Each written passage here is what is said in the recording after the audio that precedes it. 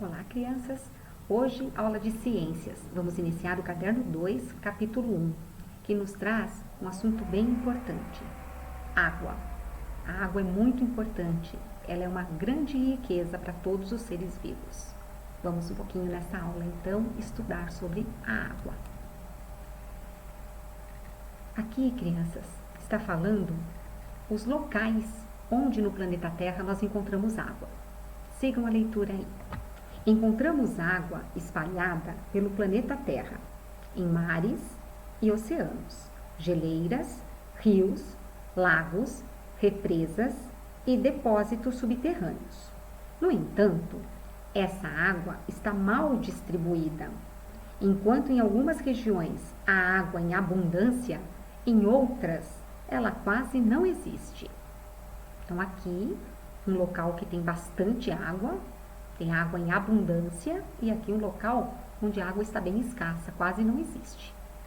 Então, nós temos vários lugares no planeta que nós encontramos água, né? Estão relacionados aqui, ó.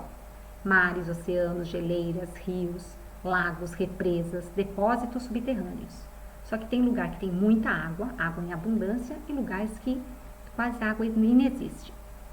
Além disso, várias regiões do mundo estão passando por períodos de seca mais prolongados e há poluição e desperdício, principalmente onde a falta de água não é um problema. Então, onde tem muita água, o pessoal não está cuidando, está desperdiçando, está poluindo. E isso está causando um grande problema no planeta Terra. Já vimos que todos os seres vivos dependem da água e, por isso, a conservação e o acesso a este recurso são muito importantes, né? Todo ser vivo precisa de água, então a gente deve preservar esse patrimônio, né, da humanidade, a água. Converse com o professor e os colegas sobre a imagem e o texto. Então aqui nós estamos vendo uma região com água em abundância e aqui uma região onde há escassez de água, certo? A água, crianças, está mal distribuída. Tem lugares que há muita água e tem lugares de secas prolongadas, o que causa prejuízo para o ser humano. A falta de chuva pode fazer secar os reservatórios de água. Então, em locais que há pouca chuva, os reservatórios de água podem secar. Tá? Distribuição da água na Terra. Como vimos, a maior parte da Terra é coberta por água, que se encontra principalmente nos mares e oceanos. Observe no quadro abaixo a distribuição da água no planeta. Então vejam, crianças, aqui nós temos uma parte da água doce, está congelada nas geleiras. Então aqui nós temos uma geleira, gelo, é água doce. Tá? Aqui, ó, geleira, fica nos picos das montanhas, os lugares mais altos, os lugares mais gelados. Tá? A água doce que usamos para consumo pode vir de rios e represas ou de reservas no subsolo. Isto representa apenas uma pequena parte de toda a água disponível do planeta. Então, gente, a água que nós consumimos, ela vem dos rios, dos lagos, né, das represas e também das reservas do subsolo, mas ela é apenas uma pequena parte. E aqui, a água dos mares e oceanos é salgada, ou seja, ela contém uma grande quantidade de sais dissolvidos e dificilmente é usada para consumo. Então, o planeta Terra tem bastante água, sim, só que a água que ele tem na sua maioria é água salgada, o que é imprópria para o consumo. Tá? A água doce, ela é em menor quantidade, por isso que nós devemos preservar. Água da chuva. Quando há nuvens no céu, basta observá-las por algum tempo para ver formas muito interessantes. O mais curioso é que essas formas mudam com o passar do tempo. As nuvens aparecem, mudam de forma, saem do lugar e às vezes desaparecem. Mas o que são as nuvens? Né, gente? Então, se a gente parar para olhar para o céu, vocês já viram vários formatos de nuvem. A gente até brinca, né? Aquela ali parece um elefantinho, aquela outra parece um sorvete, né? As nuvens mudam da forma, né? E isso também é ocasionado por causa do vento, tá? Agora, o que são as nuvens? Vamos estudar então. O sol aquece a água e aos poucos ela vai evaporando. Então, o sol é calor e ele esquenta a água que vai evaporando. A gente não vê isso porque o vapor de água é invisível.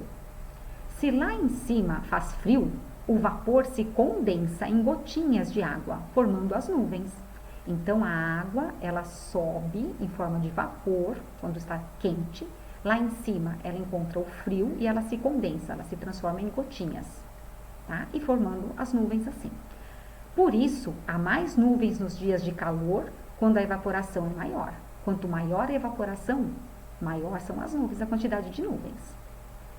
Quando muitas gotinhas se juntam em um mesmo lugar, elas viram chuva. Então, várias gotinhas juntas lá em cima, né, elas vão virando a nuvem, que vai ficando pesada e se transforma em chuva. A chuva ajuda a encher lagos, rios e oceanos. Quando cai a chuva, ela ajuda a encher os lagos, os rios, os oceanos, as lagoas. Ela se infiltra no solo e forma água subterrânea. O solo, a terra, absorve também essa água. E ao absorver, ela vai penetrando no solo e vai formando a água subterrânea. Sim, embaixo do solo nós temos água subterrânea. Assim, a água que cai como chuva na superfície do planeta acumula-se e pode voltar a evaporar e a formar outras nuvens, criando um ciclo. Então, é o ciclo da água. Certo, crianças? A água é responsável por irrigar as plantas e é consumida pelos animais. Sem a água, os seres vivos não sobrevivem. Então, a água é um elemento essencial para que tenhamos vida no planeta, certo? Aqui, as nuvens aumentam de tamanho, tornam-se mais carregadas de gotas de água e a chuva despenca. Então, aqui vocês estão vendo bastante, né? A água, um dia de calor, teve muita evaporação, chegou lá em cima, encontrou um ar frio, formou as nuvens, né? As nuvens pesadas vão se carregando até que a água despenca em forma de chuva. Certo? Muitas pessoas interessam-se em saber quando vai chover, se as chuvas são fortes ou fracas, e depois que chove, precisam saber quanta água caiu no local. Você pode citar algumas profissões ou atividades humanas em que a presença ou a ausência da chuva despertam grande interesse? Nós temos aí os canais, né, no Clima Tempo, para a gente ver como que vai ser o clima. Agora, veja só, uma pessoa que tem uma agricultura, uma plantação, né, ela recorre a esses serviços para saber quando plantar, quando semear, qual é o período que tem mais água, né, para ela adequar a plantação de acordo com a água que ela precisa, certo? Assinale com X as frases que explicam a importância da chuva. Vamos fazer juntos. A importância da chuva. Ela abastece mares, rios, lagos e represa? A chuva abastece? Sim. É esta água da chuva que é usada pelo ser humano para beber? Então, nós usamos a água da chuva para beber? Não. A água da chuva irriga as plantações? Sim. É extremamente importante para irrigar as plantações. Ela contribui para a sobrevivência de muitos seres vivos? Com certeza. É a única fonte de água do planeta? Não, nós temos outras fontes de água, além da chuva, né? A chuva é parte importante do ciclo da água na natureza? Sim. E a chuva provoca enxurradas? Depende, né? Então, como depende, eu não vou marcar. Tem, quando chover muito, causa enxurrada, mas se não, não. Aqui, nós temos um esquema do ciclo da água. Então, vejam aqui. Nós temos que colocar o numerinho 1, 2, 3, 4, 5, tá? 1, a gente lê aqui e vai colocando. Eu já iniciei aqui. O calor do sol e o vento faz com que a água evapore, passando do estado líquido para o gasoso. Então, vejam aqui. Aqui está a água, um dia de muito sol, A água evapora, ela esquenta e ela evapora. A gente não vê esse processo, mas ele ocorre, porque ele é invisível.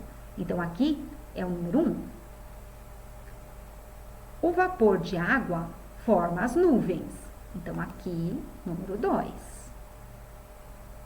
As nuvens carregadas de vapor de água transformam-se em chuva, que é a água em estado líquido. Sim, formou a nuvem, está caindo chuva.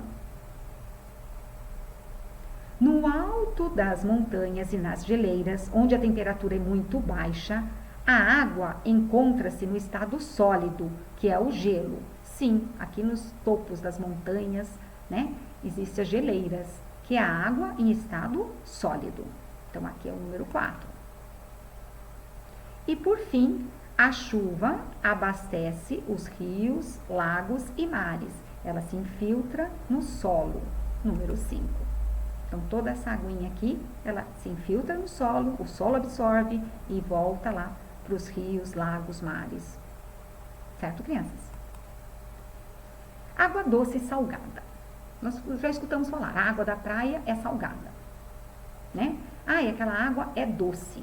Será que doce é porque tem açúcar? Não. Vamos ver a explicação. A água que cai em forma de chuva penetra no solo, desce e entra em contato com as rochas. Geralmente, as rochas têm sais que se dissolvem na água. Nesse processo, que começou centenas de milhões de anos atrás, a água da chuva foi diluindo os sais e os minerais presentes na superfície terrestre, levando-os dos rios aos oceanos, onde foram se acumulando. A água que tem maior quantidade de sal dissolvido é considerada água salgada. É o que acontece com a água do mar. A água que tem menor quantidade de sal dissolvido é chamada água doce. Mas lembre-se de que isso não significa que ela tem açúcar. Então, crianças, água salgada tem maior quantidade de sal. E a água doce tem uma menor, uma pequena quantidade de sal dissolvida. Tá? A água é uma só. Dificilmente, porém, ela se mantém pura, pois dissolve quase tudo que entra em contato com ela. Muitas pessoas pensam que se a água é cristalina e não tem cheiro, ela pode ser consumida. No entanto, isso não é verdade. Somente exames de laboratório podem determinar quantos elementos estão misturados na água e se ela pode ou não ser consumida. Normalmente, a água de rios e lagos não pode ser consumida sem antes passar por uma série de tratamentos.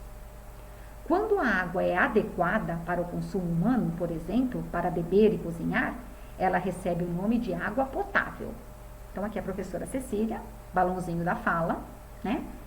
Ela está falando o quê? Em lugares onde não há estação de tratamento, a água precisa ser fervida e filtrada antes de ser consumida. Então, aqui nós temos um filtro, né? Você coloca a água aqui por cima e espera, e o filtro pega todas as impurezas da água e depois, na torneirinha, sai a água potável, uma água boa para ser bebida.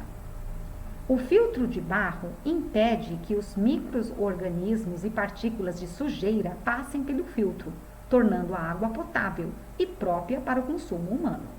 Certo, classe? Então, nem toda água é boa para o consumo. Muitas vezes a gente vê uma água e fala, ela está cristalina, ela não tem cheiro, eu vou beber. Não, ela precisa ser tratada para a gente poder beber. Ela precisa se tornar uma água potável. Certo? Eu vou deixar para vocês uma tarefa que está na página 12, que é essa página aqui, tá? Aqui é um exercício de ligue, então vocês vão ler e vão ligar as fotografias, as partes corretas aqui. O exercício 2 tem exercício A, B e C também, uma perguntinha e a resposta, e a gente já viu essas respostas, é só vocês consultarem as páginas que nós acabamos de ler. Certo, crianças?